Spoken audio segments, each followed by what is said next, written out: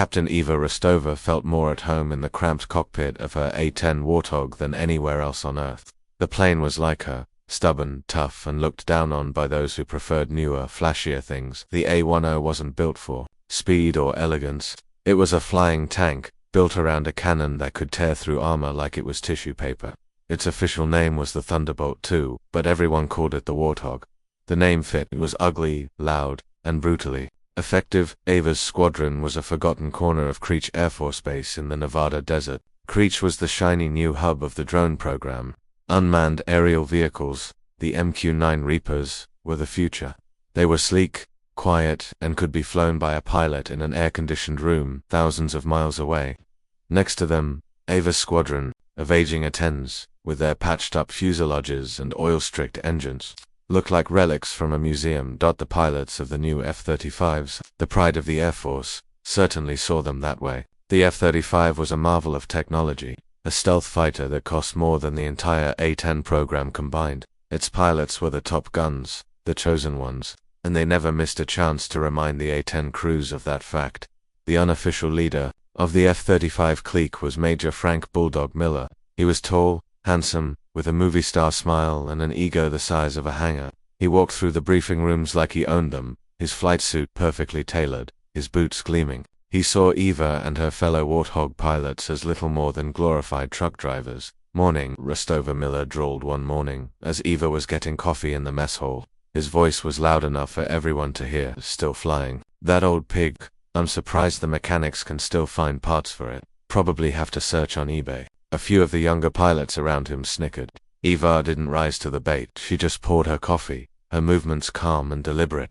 "It still flies, Major, and it still puts rounds on target." Miller smirked. "Yeah, if you can get it there before the war is over. We were just talking about the new exercise, Operation Desert Viper. My boys and I will handle the high-speed stuff. You can, clean up after." He made a show of looking her up and down, and try to keep up. It wasn't just the plane, it was her, too. Eva was a first-generation American. Her parents had come from Russia with nothing but the clothes on their backs. They had taught her to work hard, to be strong, and to never complain. She was quiet and focused, which people like Miller mistook for weakness. In a world of loud, backslapping pilots, her quiet competence was seen as strange, almost suspicious. Miller had once made a crack about her being a Russian spy. Just quiet enough for her to hear, but loud enough to get a laugh from his friends.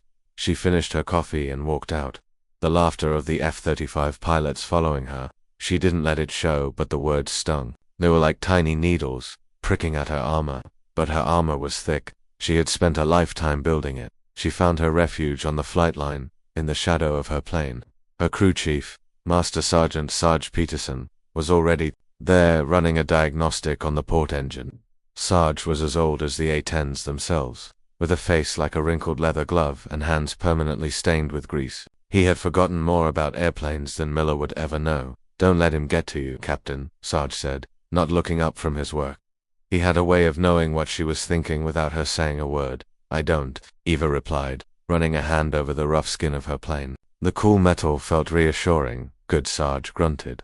"Ego doesn't win fights, skill does. And that plane," he patted the landing gear and the pilot in it. "You got skill." They shared a moment of comfortable silence, the only sounds the distant hum of the bass and the clink of Sarge's wrench. He had been her crew chief since she'd arrived at Creech. He saw past her quiet exterior to the steel underneath. He had seen her fly. He knew what she and the Warthog were capable of.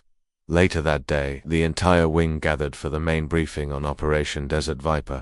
It was the biggest training exercise of the year. Colonel Thompson, the base commander, stood at the front of the room, a map of the vast Nevada training range projected behind him. "This will be a complex scenario," the colonel said. "We'll be simulating a full-scale enemy incursion. We'll have air-to-air combat, close air support, and search and rescue." Major Miller stood up to brief the air combat portion. He spoke with his usual swagger, pointing out the flight paths for his F-35s. He talked about stealth approaches and beyond visual range missile shots. It was all clean, modern, and theoretical. Then he turned to the close air support mission, the part that involved the A-10s. "The ground pounders will be moving through this valley here," he said, circling an area on the map with a laser pointer. "The intel says the area is cold. No significant simulated enemy presence. So it should be a simple escort mission for the Warthogs. A milk run. Ava's eyes narrowed. She had flown a reconnaissance mission over that same valley. Just 2 days ago she had been testing a new sensor pod. While she was up there she had picked up something strange. Faint radio chatter, in a pattern she didn't recognize. It wasn't standard military protocol, and it wasn't the kind of signal the training simulators used. It was weak, and it had vanished quickly, but it had been there. She raised her hand. Major Miller looked annoyed at the interruption. Yes, Captain with all due respect, sir, I flew over that sector on Tuesday. I picked up some unusual radio transmissions. They weren't on any friendly or simulated enemy frequencies. Miller let out a short, condescending laugh. Unusual transmissions. Captain, we're in the middle of the desert. You probably picked up a trucker's CB radio or some kids playing with what? Our intelligence is solid. The area is cold. It's a simple mission. Just follow the flight plan and try not to get in the way of the real pilots.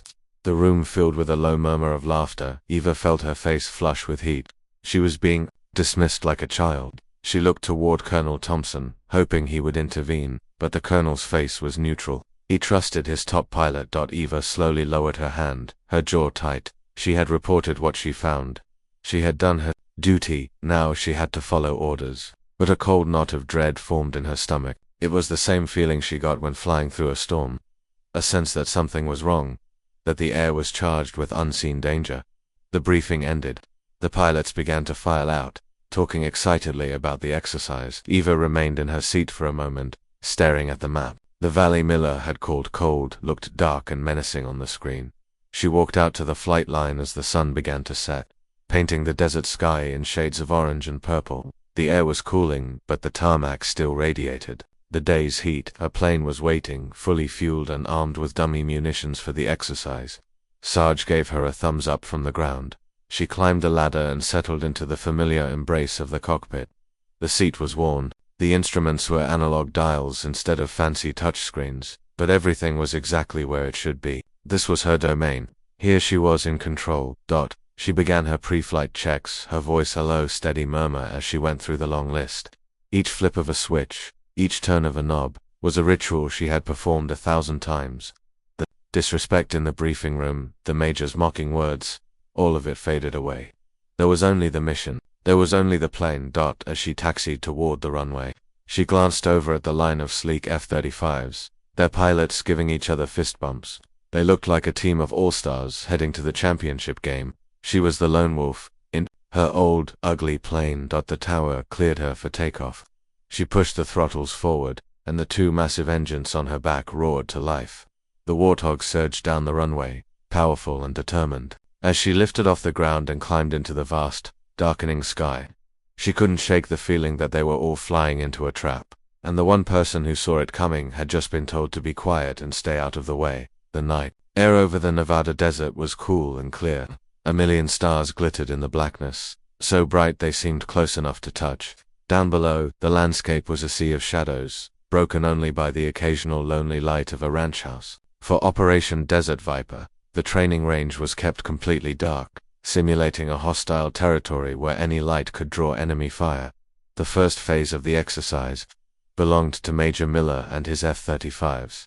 Their mission was to establish air superiority, clearing the skies of simulated enemy fighters. On the command net, Miller's voice was a constant stream of confident chatter. Fox 3, Splash 1 Bandit, he called out, indicating a successful simulated missile shot. Viper lead, I'm bingo on bandits. The sky is ours. Warthogs, you are cleared to begin your escort run. Try to keep the paint from peeling. Eva, circling in a holding pattern miles away, listened to his arrogance with a steady calm. She keyed her mic.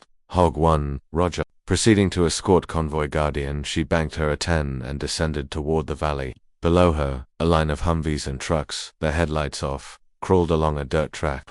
This was Guardian Convoy, a team of Special Forces soldiers, playing the part of a friendly unit that needed protection. Ava's job was to fly overhead, her eyes on the dark ridges and canyons around them, watching for the enemy role-players who were supposed to stage a light ambush.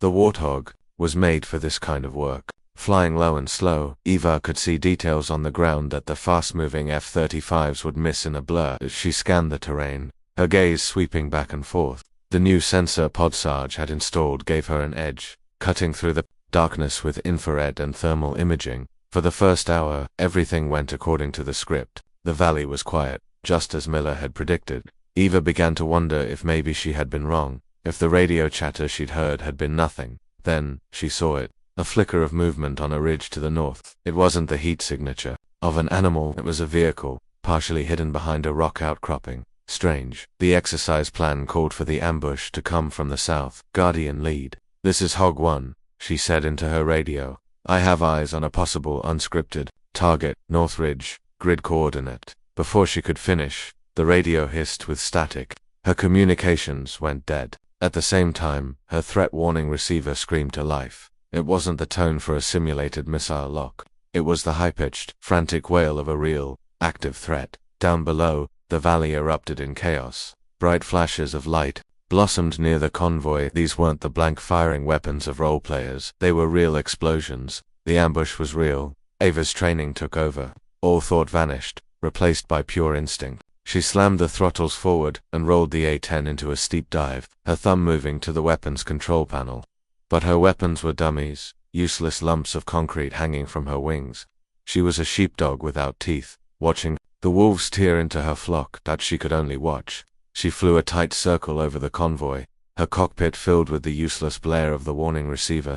She saw muzzle flashes from the ridge, not just from the north, but from multiple positions. The convoy was caught in a sophisticated, coordinated crossfire. It was a kill zone. Then, as quickly as it started, it was over. The shooting stopped. The Cums crackled back to life, but the damage was done. The lead Humvee was on fire, a plume of black smoke rising into the night sky. The voice of Colonel Thompson, cold with fury, cut through the confusion on the command net. "All units, cease exercise. Cease exercise. We have a real-world incident. Guardian lead, report status." A shaky voice came back. "Colonel, we have casualties. 2 men down, 1 critical." This wasn't a simulation. I repeat, this was not a simulation. The exercise was immediately terminated. Back at Creech, the base was in an uproar. Ambulances and fire trucks screamed across the tarmac. A full-scale emergency was declared. Eva landed her A-10 and was met by grim-faced military police. They escorted her directly to the command center, where Colonel Thompson and a furious Major Miller were waiting. "What happened out there, Captain?" Thompson demanded, his voice tight. Before Eva could answer, Miller stepped forward, his face a mask of controlled rage. "I'll tell you what happened, Colonel." Captain Rostova broke formation. She went off on her own, chasing ghosts. She reported some nonsense about a target on the North Ridge, which was outside the exercise parameters. While she was on her joyride, the convoy was hit from the south, exactly where the ambush was supposed to be. She wasn't there to protect them. She abandoned her post. Eva stared at him, stunned into silence. He was twisting everything. "Sir, that's not true. My comms were jammed, and I was getting a real threat warning. The attack came from multiple directions, not just the south." Miller scoffed. "Jamming? A real threat warning? Captain, your flying museum probably had an electrical short. My F-35s were in the area, and our systems detected nothing. No jamming, no threats. The only thing that went wrong was you failed." Colonel Thompson looked from Miller to Eva, his face hard to read. "We will be conducting a full inquiry. Captain, you are officially grounded. Pending the results of that investigation, you will be confined to your quarters. Do you understand?" "Yes, sir," Eva said, her voice barely a whisper. The injustice of it was like a physical blow, knocking the air from her lungs. She had tried to warn them, and now she was being blamed for the disaster. The next few days were a blur of interrogations and accusations. The inquiry board was chaired by a colonel who was a close friend of Miller's. The F-35 pilots testified that their advanced systems had detected no anomalies. The data from their flight recorders, they claimed, proved it. The ground team, disoriented from the attack, gave confusing reports.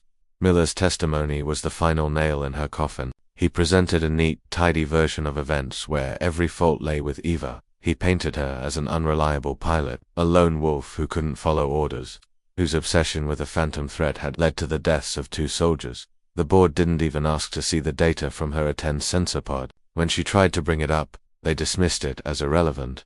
Her plane was old, its systems unreliable. The word of a decorated F-35 major and his squadron of Top Guns was worth more than the data from her relic.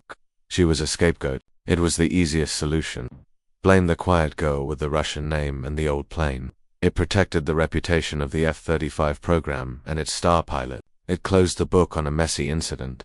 Confined to her small room in the bachelor officers' quarters, Eva felt the walls closing in. She could see the flight line from her window. She watched the other pilots come and go, their lives moving on, while hers had come to a dead stop. She saw her A-10 parked in a remote corner of the base, a lonely, forgotten shape against the desert horizon. They had taken her wings, her honor, her voice. One evening there was a soft knock on her door. It was Sarge. He was holding a small, heavy toolbox, just doing some routine maintenance checks in the area, he said, his eyes twinkling as he stepped inside. He didn't say anything about the inquiry. He didn't need to. He just sat down, opened his toolbox, and pulled out a ruggedized laptop. The board forgot to pull the data recorder from Hog 1, he said quietly. Funny that I made a copy. Thought you might want to see it. He plugged a cable into the laptop and the screen flickered to life. It showed the feed from her sensor pod during the attack. He replayed the moment her comms were jammed. Look at that, Sarge said, pointing to a graph in the corner of the screen. That's a massive energy spike across all frequencies. That's not a malfunction, Captain. That's military-grade jamming. The kind of stuff we sell to our allies, not the kind of thing you see in a training exercise. He then pulled up the thermal imaging from the moment of the ambush. He froze the frame and zoomed in on the muzzle flashes from the north ridge. And, that he said, his voice grim, is the heat signature of a .50 caliber heavy machine gun, not the blank adapters our role players use. That was real firepower, Eva. Eva stared at the screen, her heart pounding. It was proof, hard, undeniable proof that she was telling the truth. Miller and his F-35s hadn't detected it because they were flying too high, too fast. Their systems were designed to look for other jets, not for a hidden ground force using sophisticated guerrilla tactics, but the board didn't want to see it. Miller had lied. He had either deliberately covered up the truth to save his own skin, or his arrogance had made him blind to it. Either way, he had sent those soldiers into a trap and was letting her take the fall. She looked out the window at her grounded plane. It looked so helpless sitting there in the dark. She felt a surge of anger, cold and hard as steel. They had underestimated her. They had underestimated her plane, and they were about to find out how big a mistake that was. The official inquiry was a sham, and Eva knew it. It was a neat and tidy process designed to find a quick, simple answer. And she was that answer.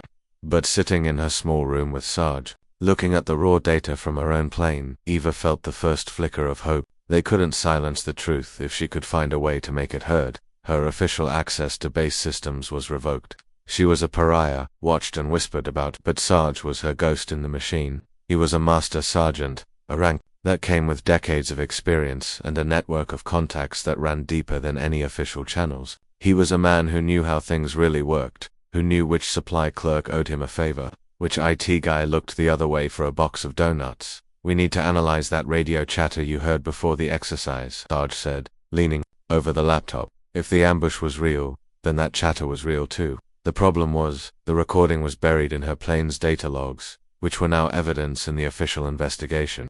Accessing them was impossible. I might know a guy, Sarge said with a sly grin.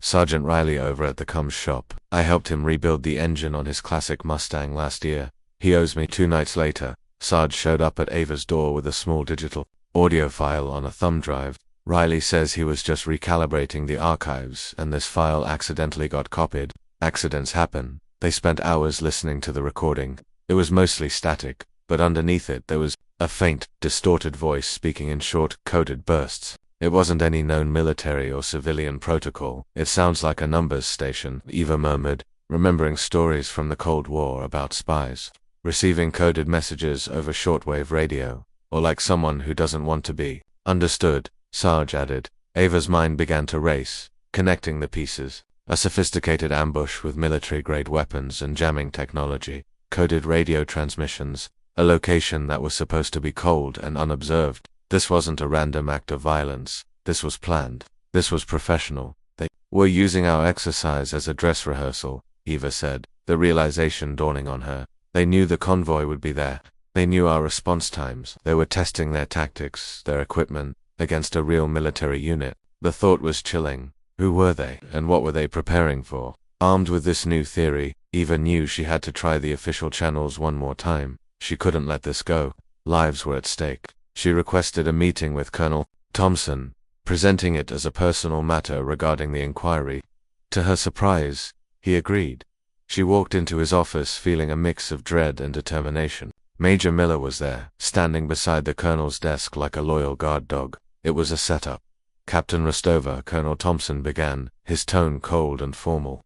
I hope you're here to accept the board's findings and put this unfortunate incident behind you. Sir, I am here because the board's findings are wrong, Eva said, keeping her voice steady. She laid out her theory, explaining the jamming, the heavy weapons, the coded chatter. She spoke clearly and logically, presenting the facts as she and Sarge had uncovered them. Miller started to laugh, a low, mocking sound. Colonel, do you hear this? This is what desperation sounds like. She's inventing conspiracy theories to save her own career.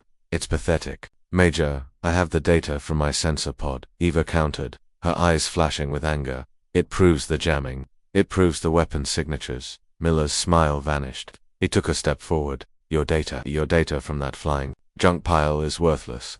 The F-35s are the most advanced sensor platforms in the world. If there was anything out there, we would have seen it. The official record, based on reliable modern equipment, shows nothing. The case is closed. He was hiding something. His denial was too quick, too aggressive. Eva looked at Colonel Thompson, pleading with her eyes. Sir, just look at the data. That's all I ask. Colonel Thompson sighed, a deep, weary sound. He looked at Miller, his star pilot, the future of the Air Force. Then he looked at Eva, the quiet outcast with the wild story. He made his choice. Captain, that's enough, he said, his voice leaving no room for argument. Major Miller is right. You are starting to sound unstable. The inquiry is over. I suggest you focus on your defense for the upcoming disciplinary hearing. It was like hitting a wall of concrete. She was dismissed. Her evidence, her logic, her warnings, all of it meant nothing. She was just a voice they didn't want to hear. She walked out of the command building, the desert sun, feeling harsh and unforgiving. The injustice was a bitter taste in her mouth. She had tried to do the right thing, and they had branded her a liar and a fool. The official notice arrived the next day. It was a thin envelope with a formal letter inside. The inquiry board had officially found her guilty of dereliction of duty and gross negligence. A date was set for her court-martial. She was facing a dishonorable discharge, the end of her life as a pilot, the loss of the only thing she had ever wanted to be. She sat on the edge of her bed, the letter in her hand, feeling the weight of complete and utter defeat. They had won. Miller had won. She had lost everything. Her career was over. Her name was disgraced. A deep despair washed over her, so powerful it almost drowned her. She thought about her parents, how proud they were of their daughter, the Air Force captain. How could she tell them what had happened? Just as she was about to give in to the darkness, there was another soft knock on the door. It was Sarge. He didn't say a word. He just walked in and placed his laptop on her small desk. Don't you quit on me, Captain, he said, his voice rough with emotion. We're not done yet. He pulled up a new file on the screen. It was a satellite image, grainy and black and white. I have a cousin who works for a civilian satellite imaging company, Sarge explained. I called in the last favor I'll ever ask of him. I had him task his bird to take a look at that cold zone. This was taken 2 days after the exercise was over. He zoomed in on a remote corner of the valley, miles away from the ambush site. Tucked into a small, boxy canyon, hidden from the main road, were several large trucks. They weren't military vehicles. They looked like commercial semi-trucks. They came back, Eva whispered, her eyes wide. Why would they come back? To pick up their gear, Sarge said, or to plan the next phase. Eva leaned closer to the screen, her mind sharp and clear again.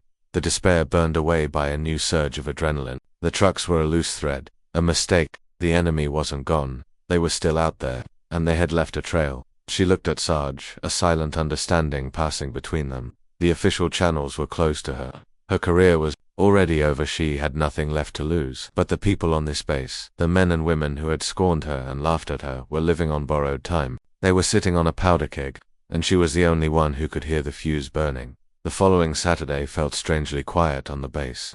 Operation Desert Viper was officially over, logged as a success with a tragic footnote. Most of the personnel had been given weekend leave. The F-35 squadron had flown out for a demonstration at another base, a reward for their excellent performance. The remaining skeleton crew went about their duties with a relaxed end-of-week slowness. The air was thick with a false sense of peace. Major Miller had made a big show of declaring the training ranges secure and the base back on normal. Low alert status, area cold, he had announced at the Friday afternoon briefing, with a self-satisfied smirk, to Eva watching from the back of the room where she was now forced to sit. The words sounded like a death sentence. She and Sarge had spent the last 2 days poring over the satellite photos and the coded radio transmissions. They had managed to partially decrypt the chatter. The words were chilling. Phase 1 complete. The shepherd is blind. The flock is ready. The bell tolls at sundown. Sundown today. Eva tried one last time. She went to the base security office, laying out the satellite photos and her partial decryption. The young officer on duty looked at her with pity. He had heard the stories. He saw a disgraced captain clutching at straws. Ma'am, with all due respect, Major Miller himself has cleared the area. We can't launch an investigation based on this, he said, gesturing vaguely at her evidence. If you'll excuse me, I have work to do. She was shut down. Everywhere she turned, the door was slammed in her face. The chain of command had failed. The system was broken. As the sun began its slow descent, casting long shadows across the tarmac, Eva stood at her window, a helpless spectator. She watched the last rays of light glint off the canopy of her A-10, parked alone and forgotten. It was a warrior put out to pasture, just like her. The first sign that something was wrong was subtle. The low, constant hum of the base's power grid suddenly went silent. The lights in her room flickered and died, replaced by the dim glow of emergency lighting. A base-wide power outage. Then her cell phone went dead. No signal, Sarge, she said into her walkie-talkie, the one he had given her for their clandestine meetings. Do you read me? Static. A cold dread, sharp and familiar, washed over her. It was happening. The bell tolls at sundown. She ran from her room, her boots pounding on the hallway floor. The emergency lights cast eerie shadows, and the silence was unnatural and terrifying. She had to get to the hangar. She had to find Sarge. Outside, the base was in chaos. People were wandering out of buildings, confused by the power cut. There were no alarms, no sirens. The enemy was smart. They had learned from the exercise. A full frontal assault would trigger a response, but a quiet, surgical strike, disguised as a technical failure, would sow confusion and delay any organized offense. She saw the first flicker of gunfire near the main gate. It was silenced, the distinct thump-thump-thump of suppressed weapons. The attackers were already inside the wire. She found Sarge in the A-10 hangar, frantically throwing switches on a backup generator. He had the same grim, knowing look on his face. They cut the main power lines and hit the comms tower with some kind of EMP, he said, wiping sweat from his brow. The whole base is deaf and blind. They're targeting the drone control center. If they get their hands on those Reapers, they can turn our own weapons against us. They could hear sporadic gunfire now, getting closer. The base security forces were fighting back, but they were outnumbered and caught by surprise.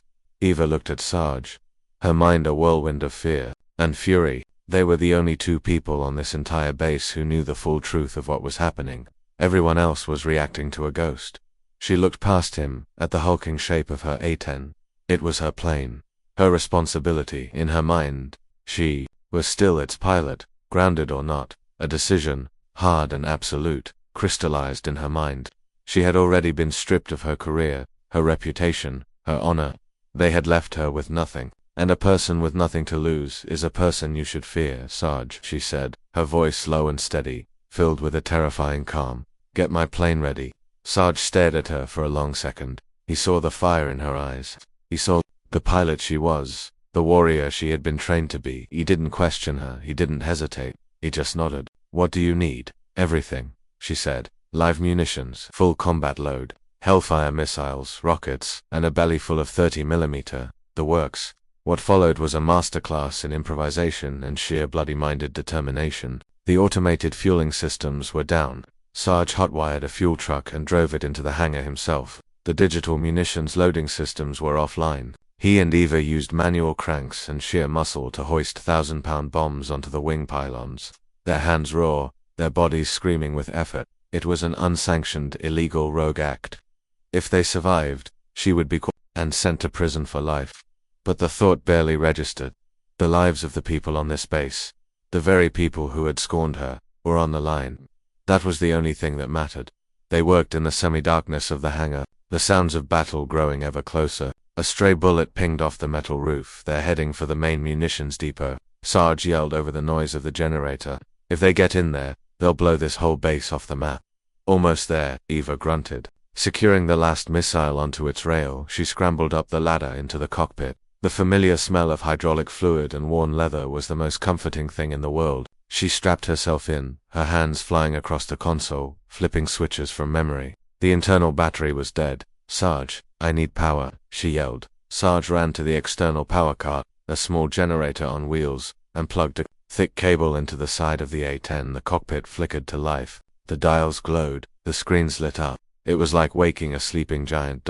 She began the engine startup sequence. The massive turbofan on the right side of the fuselage began to whine, a low sound that grew into a hungry roar. The whole airframe vibrated with pent-up power. The hangar doors were closed, their electronic motors useless without power. The doors, Sarge. Sarge didn't answer. He was already driving the fuel truck, using it as a battering ram. With a screech of tortured metal, he smashed through the heavy corrugated doors, creating an opening just wide enough for the A-102 pass-through. Eva spooled up the second engine. The Warthog was alive. She looked down and saw Sarge standing by the mangled doors, giving her a final, determined thumbs up. He had risked everything for her, for this one desperate, impossible chance. She pushed the throttles to the firewall. The A-10 lurched forward, rolling out of the dark hangar and into the chaotic twilight of the dying day. She was a ghost, a rogue pilot in a stolen plane, not on any flight plan, with no orders and no support. She was taking off into a war zone that, according to everyone else, didn't exist. She was completely, utterly alone. Eva didn't have time to use the runway. The main tarmac was a battlefield. She steered the A-10 onto a wide, concrete taxiway, the shortest path to getting airborne without clearance from a control tower that was likely either captured or destroyed. She was on her own. She pushed the throttles to their stops, and the fully loaded Warthog, heavy with fuel and live munitions, clawed its way into the sky. She kept the plane low, hugging the ground, the wheels barely clearing the rooftops of the base buildings. Her first priority was to stay hidden. The enemy had proven they were sophisticated. They might have anti-air capabilities. Flying low, using the terrain and buildings as cover, was her only chance. It was a tactic the A-10 was born for. In the command center, Major Miller and Colonel Thompson were trapped. The power was out, the communication lines were dead, and the emergency shutters had automatically sealed the building. All they had was a local, battery-powered radar screen. They watched in horror as red icons, representing the enemy forces, moved systematically across the map of their base, converging on the drone control center and the munitions depot. Their F-35s were hundreds of miles away. Their security forces were being picked apart. They were defenseless. Then, a single, unidentified green icon blinked to life on their screen. It was moving fast and low, heading from the abandoned A-10 hangars toward the heart of the fighting. What is that? Colonel Thompson breathed. Staring at the screen, Miller squinted, his mind refusing to process what he was seeing. It can't be, he whispered. There's no one authorized to fly. Ava's first target was the munitions depot. The attackers had breached the outer fence and were setting up a massive explosive charge against the main bunker. If it blew, the chain reaction would vaporize half the base. She came in from the west, using the setting sun behind her to blind them. She rose up over the last row of buildings, and for the first time, the enemy saw her, a silent, dark shape, like some prehistoric bird of prey, swooping down on them. They were so focused on their objective, they had never thought to look up. The silence was shattered by a sound that has been terrifying soldiers for 50 years. It wasn't the whine of a missile or the crack of a bomb.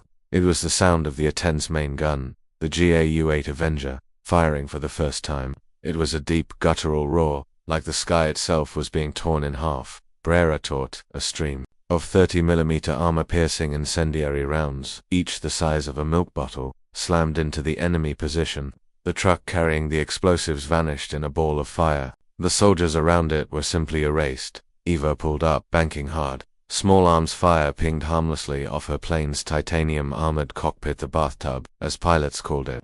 She was a knight on a charging warhorse, shrugging off arrows. She circled around for another pass, this time targeting the enemy forces advancing on the drone control center. They were pinned down, exchanging fire with a handful of security police who had made a last stand. Eva saw the friendly muzzle flashes and rolled in, careful to place her fire precisely where it was needed. She unleashed a volley of rockets, That turned the attacker's cover into dust and splinters. In the command center, Miller watched the red icons on his radar screen blink out, one by one. The green icon, the Ghost, was single-handedly dismantling the attack. He finally understood the depth of his arrogance, the catastrophic scale of his mistake. He had called the area cold. He had mocked the pilot and her old plane, and now, that pilot and that plane were the only things standing between his base and annihilation. The shame was a cold, heavy weight in his gut. Eva knew she had to take out their leadership. From her vantage point, she could see a single, heavily armored, command vehicle parked on a small hill overlooking the battle, antennas bristling from its roof. It was directing the attack, coordinating their forces. It was the brain. She lined up for a final run. This was the shot that mattered. As she dove, her warning receiver screamed. They had locked onto her with a shoulder-fired missile. She jinked hard, dispensing a cloud of flares, brilliant sparks of magnesium that confused the missile's heat-seeking guidance system. The missile shot past her, exploding harmlessly in the empty sky. Now she was clear. She locked the command vehicle in her sights. Fox 2, she said to herself, a grim satisfaction in her voice as she launched a Maverick missile. She watched the small screen in her cockpit as the missile flew true, a perfect, straight line. The command vehicle disappeared in a flash of white light and black smoke. With their leadership gone, the remaining attackers broke. They were scattered, confused, their sophisticated plan in ruins. The jamming signal died.